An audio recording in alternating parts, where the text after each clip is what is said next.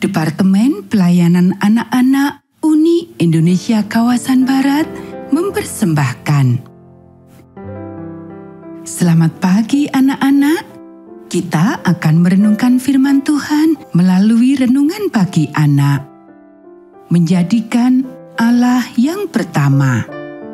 Hari ini tanggal 12 Agustus. Mari kita awali dengan doa.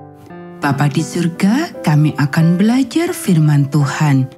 Tolong kami supaya kami dapat memahami firman Tuhan. Dalam nama Tuhan Yesus kami berdoa. Amin. Anak-anak, ayat inti renungan pagi kita hari ini diambil dari kitab Matius pasal 1 ayat 21.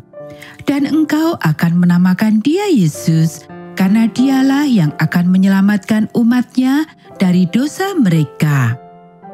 Di Polandia pada tahun 1935 setelah Perang Dunia I, gereja kita yang kecil di sebuah kota kecil telah digunakan sebagai barak tentara, telah rusak karena digunakan oleh tentara-tentara yang kasar.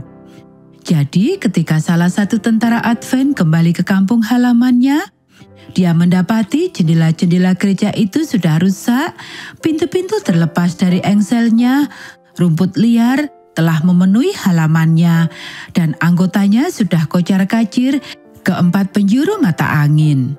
Hancur hatinya melihat lampu gereja tidak lagi menyala, tapi apa yang dapat dia lakukan? Dia hanya seorang tentara muda dengan sedikit pendidikan. Tapi dia memiliki Alkitab dan dia bisa membaca, dan sementara dia berdoa agar Tuhan menghidupkan kembali kebenaran di kota kecil itu, Tuhan berbicara padanya dalam mimpi dan berkata, "Bangkitlah dan bangun." "Oh Tuhan, aku tidak tahu bagaimana membangun," dia memohon. "Kataku, dirikan." Datang suara, dan pada waktu dia bangun, dia tidak melupakan kata-kata itu. Lebih dia memikirkan mimpinya, lebih tergerak dia untuk melakukan sesuatu. Jadi dia betulkan gereja itu dan mencabut rumput-rumput liarnya. Lalu dia mengambil Alkitabnya dan pergi mengunjungi satu rumah ke rumah yang lain dan membacakan Alkitab kepada siapa saja yang mau mendengar. Ketika ibu di rumah yang pertama mempersilahkan dia masuk, dia membacakan Kejadian pasal pertama dan berdoa pendek. Kemudian dia mengundang ibu itu untuk datang ke gereja pada acara kebaktian Sabat. Ketika dia melanjutkan ke rumah yang kedua, dia merasa cerita tentang penciptaan kurang cocok. Jadi dia memutuskan untuk membaca dari Perjanjian Baru untuk yang berikutnya. Jadi setelah diundang masuk ke rumah yang kedua, dia membacakan Matius pasal 1. Dan segera dia menyadari bahwa dia telah membuat kesalahan sebab dia hanya membacakan nama-nama. Tetapi dengan yakinnya, dia meneruskan bacaannya, dan segera dia tiba pada ayat yang berkata, "Engkau akan menamakan dia Yesus, karena dialah yang akan menyelamatkan umatnya dari dosa mereka." "Itulah yang saya butuhkan," kata wanita itu. "Saya membutuhkan seorang juru selamat." Pemuda itu berdoa dan mengundang ibu itu ke gereja untuk kebaktian Sabat. Dan diteruskan dari rumah ke rumah. Dan ketika Sabat tiba, orang-orang datang ke gereja. Pemuda itu tidak punya lagu Sion. Dia juga tidak bisa berkhotbah. Jadi dia hanya membacakan Alkitab. Tapi itulah yang dikehendaki orang-orang di situ.